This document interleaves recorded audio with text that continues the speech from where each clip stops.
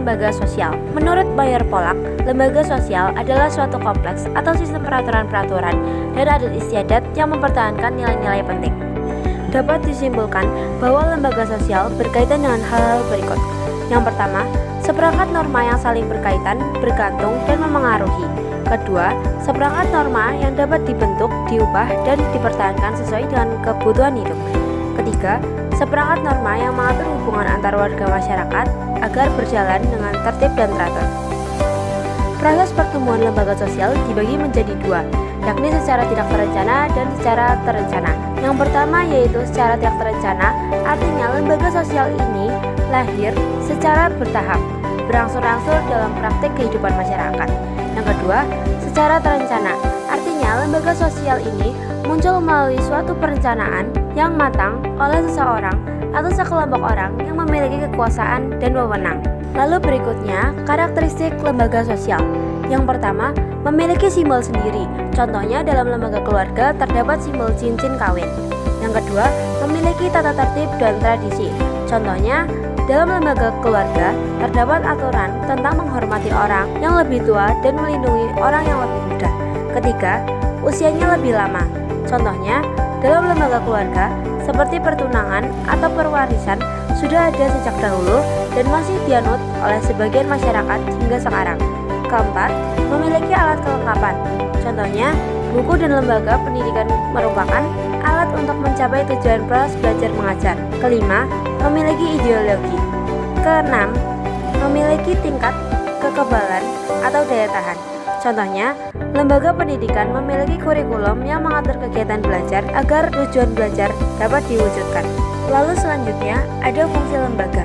Yang pertama, fungsi manifest, nyata, adalah fungsi lembaga sosial yang disadari dan menjadi harapan banyak orang. Kedua, fungsi laten. Lalu selanjutnya, tipe-tipe lembaga sosial. Tipe-tipe lembaga sosial berdasarkan dasar klasifikasinya ada 5, yaitu berdasarkan sudut perkembangannya, lalu berdasarkan sudut sistem nilai yang diterima oleh masyarakat, lalu berdasarkan sudut penyebaran, yang terakhir berdasarkan sudut fungsinya. Lalu selanjutnya, jenis-jenis lembaga sosial. Yang pertama, lembaga keluarga merupakan unit sosial terkecil yang terdiri dari ayah, ibu, dan anak. Keluarga memiliki fungsi manajemen bagi terciptanya kehidupan sosial dalam masyarakat. Dalam kehidupan di masyarakat, kita mengenal 3 macam bentuk keluarga, yaitu keluarga inti, keluarga besar, dan keluarga poligamus. Keluarga poligamus terdiri dari beberapa keluarga inti yang dipimpin oleh seseorang kepala keluarga.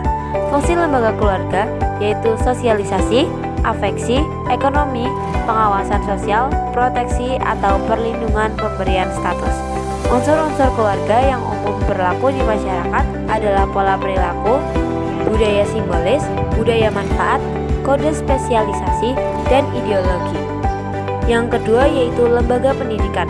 Pendidikan formal seperti sekolah menawarkan pendidikan yang berjenjang dari tingkat dasar sampai jenjang pendidikan tinggi, baik yang bersifat umum maupun khusus seperti sekolah agama dan sekolah luar biasa.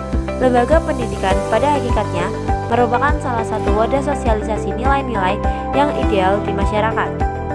Fungsi lembaga pendidikan ialah mempersiapkan anggota masyarakat untuk mencari nafkah, mengembangkan bakat seseorang demi kepuasan pribadi dan bagi kepentingan masyarakat, melestarikan kebudayaan, menanamkan keterampilan yang diperlukan untuk berpartisipasi dalam demokrasi. Fungsi lembaga politik sebagai memelihara ketertiban di dalam atau internal order. Artinya, lembaga politik memelihara ketertiban di dalam masyarakat dengan wewenang yang dimilikinya, baik menggunakan cara persuasif maupun paksaan fisik. Jaga keamanan di luar atau external security, artinya lembaga politik dengan menggunakan alat-alat yang dimilikinya, serta yang terakhir mengusahakan kesejahteraan umum atau general welfare.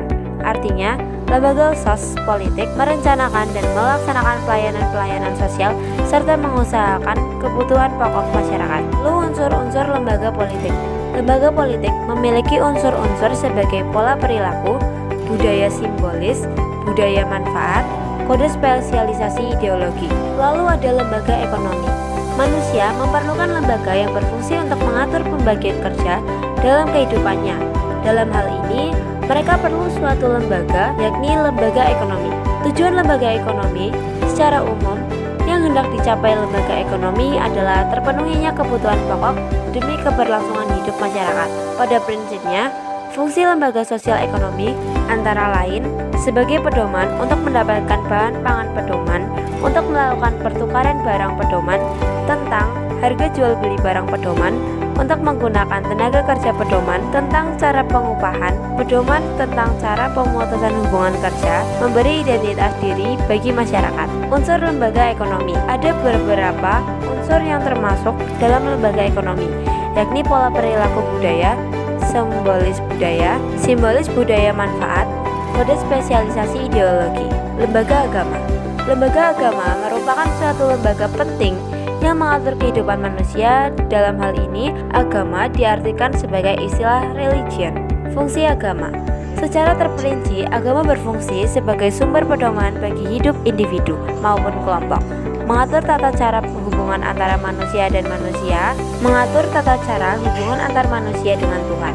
Tuntunan tentang prinsip benar atau salah untuk menghindari perilaku yang menyimpang pedoman, untuk mengungkapkan rasa kebersamaan yang mewajibkan seseorang untuk selalu berbuat baik, pedoman perasaan keyakinan, pedoman keberadaan, pengungkapan keindahan, memberikan identitas kepada manusia sebagai bagian dari suatu agama. Terima kasih.